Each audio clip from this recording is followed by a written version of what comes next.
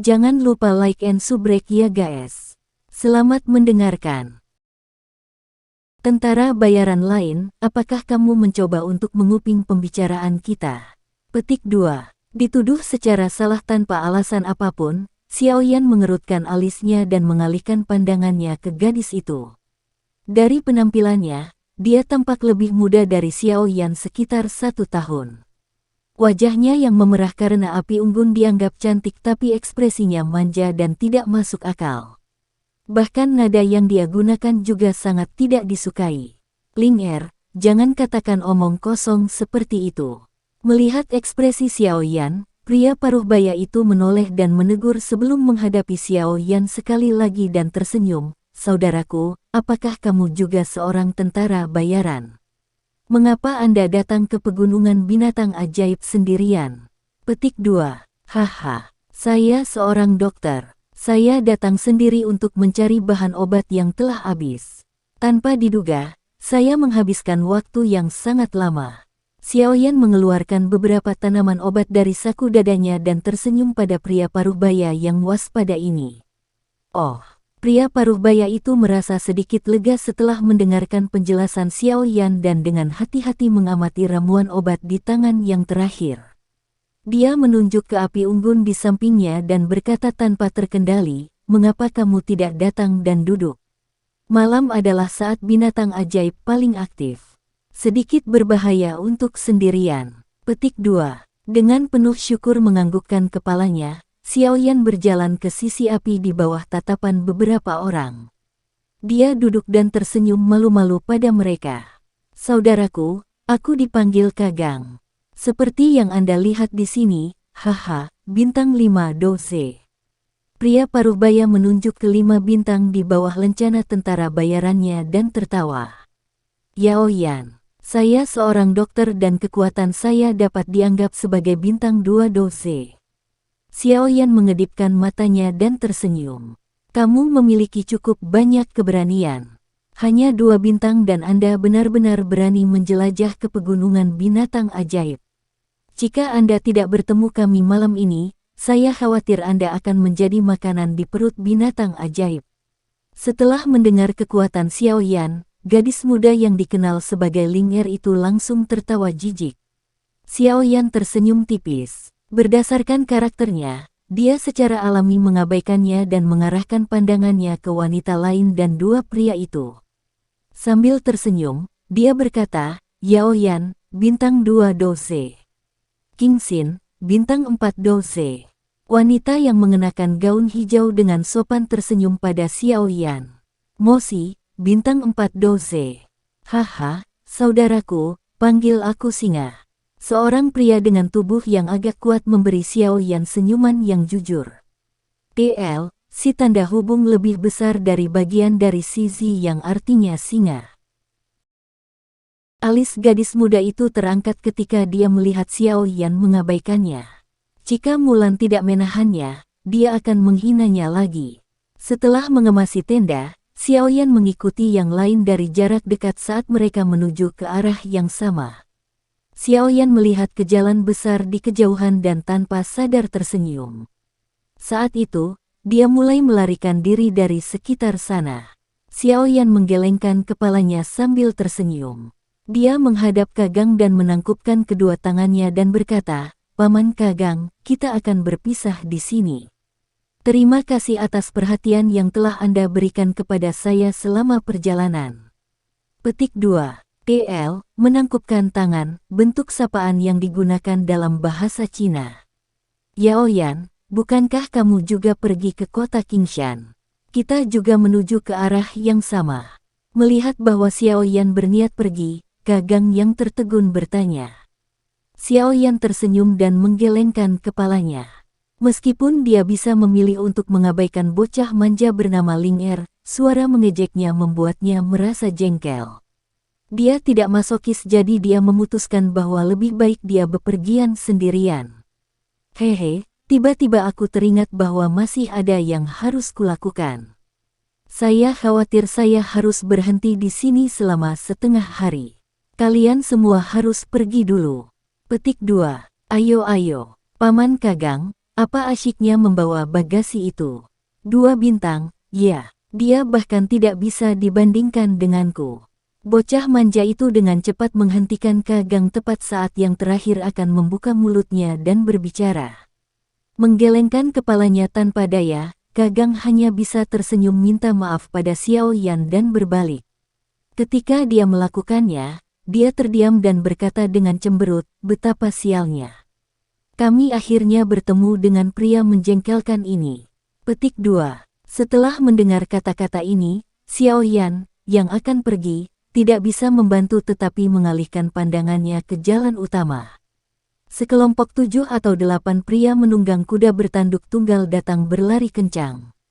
Sepanjang jalan, semua orang buru-buru menghindar ke samping, takut terluka secara tidak sengaja. Siapa dia? Mengamati pemimpin, seorang pria kurus tinggi menunggang kuda bertanduk tunggal, Xiao Yan dengan penasaran bertanya. Pemimpin perusahaan kedua dari Wolf Head Mercenary Company, Ganmu. Kagang tertawa getir, orang ini selalu menjelek-jelekkan kita. Tidak ada hal baik yang terjadi setiap kali kita bertemu dengannya. Selain itu, orang ini adalah bintang 9 Doze, kami tidak bisa mengalahkannya. Petik 2. Pemimpin perusahaan kedua dari Wolf Head Mercenary Company. Mendengar ini, Xiao Yan membeku sesaat. Sesaat kemudian, senyum muncul di wajahnya. Orang ini lagi. Paman Kagang, ayo cepat pergi, cepatlah. Melihat pria di atas kuda itu berlari kencang, wajah gadis muda manja itu memutih saat dia berkata dengan suara panik. Melihat wajahnya yang panik, Xiao Yan dengan lembut menggelengkan kepalanya. Sudah pasti, orang jahat akan disiksa oleh orang jahat lainnya. Selama beberapa orang berbicara, pria kurus tinggi sudah berkuda. Dia mengalihkan pandangannya ke arah Kagang dan yang lainnya dan menyeringai, "Hei, bukankah ini Kagang dari perusahaan mercenari pertempuran berdarah? Nah, apakah Anda berhasil mendapatkan sesuatu dari memasuki pegunungan binatang ajaib kali ini?" Kagang mengatupkan alisnya erat-erat dan mengabaikannya. Pria kurus itu tidak keberatan saat melihat Kagang tetap diam. Dia mengalihkan pandangannya ke arah Ling Er yang mencoba bersembunyi. Dia menjilat lidahnya dengan kasar dan tersenyum cerah saat dia berkata, Ling Er menjadi semakin menawan. Aku sangat mencintai gadis muda sepertimu. Haha, rasanya sangat enak. Anda seharusnya tidak sendirian di masa depan, haha. Mendengar tawa cabul pria kurus tinggi itu, tubuh Ling Er gemetar. Dia buru-buru bersembunyi di belakang punggung Kagang, tidak berani membuka mulut untuk berbicara. Haha, aku ada urusan mendesak hari ini jadi aku tidak akan bermain denganmu lagi. Haha, lain kali kita bertemu, aku tidak akan begitu baik. Setelah melecehkan gadis muda itu, pria kurus tinggi itu tertawa keras dan mencambuk kudanya dengan menunggang kuda dan pergi. Melihat pria tinggi kurus pergi, Kagang dan yang lainnya menghela nafas lega. Namun, saat pria kurus tinggi itu bergegas pergi, sebuah ledakan terdengar di sisi jalan. Pada saat yang sama, sosok hitam melesat ke arah pemimpin kompi kedua seperti sambaran petir. Sosok manusia tiba di atas kuda dalam sekejap. Dia memutar tubuhnya dan dengan kejam menendang kaki kanannya ke dagu pria kurus tinggi itu. Seketika tubuh yang terakhir melengkung di udara dan menabrak tanah dengan keras. Gur, seteguk darah segar dimuntahkan. Sebelum pria jangkung dan kurus memiliki waktu untuk bereaksi, sebuah kaki menginjak dadanya dan tawa samar seorang pria muda berangsur-angsur terdengar, tetaplah di sini. Ini akan menyelamatkanku dari masalah karena harus mencarimu nanti.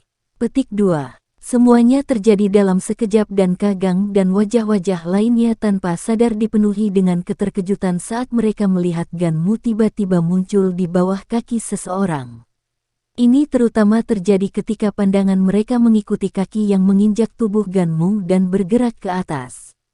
Tatapan tertegun mereka menjadi beku. Siapa aku? Pemimpin perusahaan kedua dari Wolf Head Mercenary Company. Mengangguk, Xiao Yan menjawab sambil tersenyum, maaf tapi aku datang karena aku tahu tentang identitasmu. Mata Ganmu sedikit menyusut saat dia menatap tajam ke wajah lembut dan tampan yang tersenyum ini. Sesaat kemudian, sebuah pikiran muncul di benaknya. Wajah pemuda dari beberapa bulan yang lalu secara bertahap menyatu dengan wajah orang di depannya. Seketika, suaranya yang terperanjat berteriak tanpa sadar, "Kamu adalah Xiao Yan. Bukankah kau dikejar ke wilayah dalam pegunungan binatang ajaib? Kenapa kamu masih hidup?" Petik 2. Ketika kata-kata Ganmu keluar dari mulutnya, suara orang-orang di sekitarnya meledak menjadi keributan. Saat itu, perusahaan mercenari kepala serigala menggunakan semua kekuatan mereka untuk mengejar pemuda bernama Xiao Yan ke wilayah dalam pegunungan binatang ajaib dalam upaya untuk membunuhnya. Tanpa diduga, pemuda itu berhasil keluar hidup-hidup dari daerah dalam pegunungan, yang juga dikenal sebagai zona kematian. Xiao Yan. Dia sebenarnya adalah Xiao Yan yang telah menyebabkan pergolakan di perusahaan mercenari Wolfhead. Di satu sisi, wajah Kak Gang dipenuhi dengan keterkejutan. Baginya dan kelompoknya untuk dapat berjalan bersama orang terkenal yang digosipkan di pegunungan Magic Beast adalah sesuatu yang sama sekali tidak terduga. Bunuh dia. Setelah dipermalukan di depan umum, wajah Ganmu menjadi semakin mengancam. Atas perintah ledakannya, bawahannya buru-buru mengeluarkan senjata mereka sambil mengenakan ekspresi ganas dan menyerang Xiao Yan dalam upaya untuk membunuhnya. Pada saat yang sama, doki hijau pucat dengan cepat bangkit dari tubuh Ganmu. Tinjunya perlahan berubah menjadi warna kayu layu dan dengan teriakan pelan, menghantam betis Xiao Yan. Langkah meledak, mengikuti panggilan Xiao Yan di dalam hatinya. Energi kuning samar dengan cepat terbentuk di kaki Xiao Yan dan dia dengan cepat menginjak dada Ganmu. Tubuh Xiao Yan kemudian menembak ke arah beberapa tentara bayaran yang sedang menunggangi kuda mereka. Grok, kekuatan ledakan dari langkah meledak melepaskan ledakan keras di dada Ganmu. Kekuatan yang melonjak secara langsung menyebabkan dia memuntahkan seteguk darah segar lagi. Ganmu dengan gemetar berdiri setelah itu dan menarik batang baja dari punggungnya. Menggertakkan giginya karena marah, dia menyerang Xiao Yan. Xiao Yan, yang menembak seperti angin, melewati pertahanan beberapa penjaga dalam sekejap. Meraih gagang penguasa Suan berat dengan tangan kanannya, Xiao Yan tiba-tiba menariknya, melepaskannya dari kungkungan kain hitam. Tubuh penguasa besar itu hancur secara horizontal keluar, langsung menyebabkan beberapa tentara bayaran secara bersamaan terlempar ke tanah dan batuk darah. Setelah sekali lagi menerima pukulan berat lagi, wajah putih Ganmu berubah jauh lebih pucat. Seteguk darah lagi dimuntahkan dengan keras. Seperti labu, tubuhnya berguling-guling di tanah selama lebih dari 10 meter dan berada dalam kondisi yang sangat mengerikan. Di jalan utama, semua orang yang menonton Ganmu dipukuli oleh Xiao Yan diam-diam menghirup udara dingin. Ganmu dipukul lebih awal bisa dijelaskan karena dia tertangkap basah. Namun, rantai konfrontasi langsung ini membuat semua orang tahu bahwa kekuatan pemuda yang tampak cukup muda ini di atas Ganmu. Dia benar-benar bisa mengalahkan Do Se bintang 9 di usia yang begitu muda. Di masa depan, seberapa kuat dia? Bakat yang menakutkan. Perusahaan mercenari kepala serigala benar-benar tidak beruntung untuk mengacaukan orang seperti itu.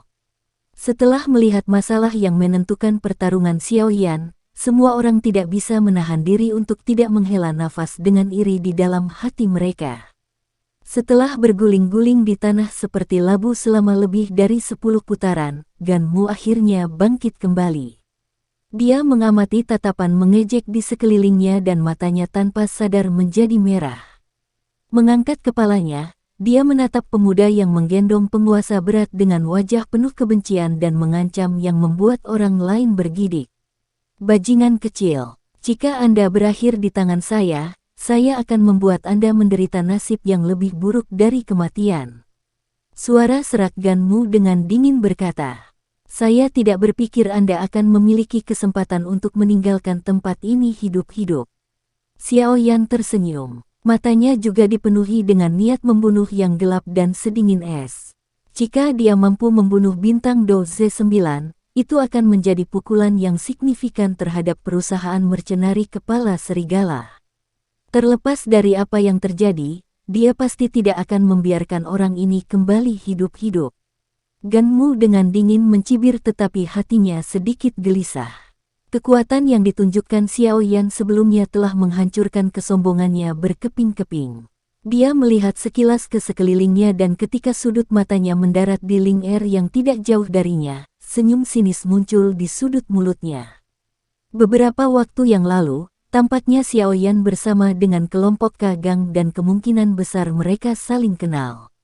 Jika dia ingin melarikan diri dari Xiao Yan, dia perlu memikirkan beberapa metode yang kurang jujur. Ketika pikirannya mencapai titik ini, Ganmu menggerakkan tubuhnya dan tiba-tiba bergegas menuju kelompok Kagang. Saat tubuh Ganmu bergerak, kelompok Kagang segera menyadari bahwa ada sesuatu yang salah. Namun, kecepatan Ganmu adalah sesuatu yang tidak bisa dibandingkan dengan mereka. Sama seperti mereka telah menyiapkan pertahanan mereka, tubuh Ganmu tiba-tiba berbalik dan bergegas menuju Ling Er yang tidak berpengalaman. Ling Er, hati-hati. Kagang buru-buru menelepon saat dia melihat Ganmu tiba-tiba berubah arah. Hanya setelah mendengar panggilannya, Ling Er mengalihkan pandangannya yang tumpul dari Xiao Yan. Ketika dia melihat Ganmu dengan mengancam menerkam ke arahnya, wajah kecilnya dipenuhi kepanikan. Tubuhnya, bagaimanapun, tampaknya telah mengeras dan tidak bisa bergerak. Ling Er kecil, haha. Ayo pergi. Datang dan bermainlah dengan paman. Melihat ekspresi panik di wajah gadis muda itu, kebencian di hati Ganmu melonjak saat dia tertawa cabul. Ling Er jatuh ke belakang ke tanah dalam ketakutan ketika dia melihat bahwa Ganmu berada di dekatnya. Wajah pucatnya terus menggigil, dia tahu betul nasib yang menunggu gadis-gadis yang ditangkap Ganmu. Menyaksikan ketakutan gadis muda itu, Ganmu menjadi lebih bersemangat. Namun, ketika dia bersiap untuk menangkapnya, seorang pria muda yang membawa penguasa yang berat muncul seperti hantu di depan gadis muda itu. Mengangkat matanya, Xiao Yan menggelengkan kepalanya sedikit dan berkata dengan lembut, perusahaan mercenari kepala serigala memang penuh dengan sampah. Dengan pernyataan itu, Xiao Yan mengencangkan cengkeramannya pada penguasa Suan berat dan mengisinya dengan energi yang ganas. Itu berubah menjadi bayangan hitam dan dengan cepat diayunkan keluar secara horizontal. Bang! Di bawah tatapan ngeri Ganmu, penguasa tanpa ampun menabrak dadanya. Seketika, matanya sedikit menonjol dan dadanya melengkung ke dalam. Beberapa suap darah dan organ dalam yang hancur dimuntahkan dari mulutnya sementara tubuhnya terlempar ke belakang dan berhenti secara bertahap setelah mematahkan 2 hingga 3 pohon. Rasa dingin muncul di hati semua saksi saat mereka menyaksikan Ganmu perlahan berubah tak bernyawa saat dia berbaring di bawah pohon. Setelah melirik mayat itu dengan acuh tak acuh, Xiao Yan memutar tangannya dan menempatkan penggaris di belakangnya. Dia mengucapkan selamat tinggal kepada Kagang tanpa berbalik untuk melihat gadis muda yang ketakutan di tanah dan perlahan mulai berjalan menuju kota Qingshan. Mengamati punggung pemuda yang membawa penguasa berat berwarna hitam yang menghilang di cakrawala, Ling Er, yang duduk membeku di tanah, berkata dengan suara bergetar lembut, maafkan aku. Sekian dulu ya guys. Terima kasih sudah mendengarkan, bye-bye.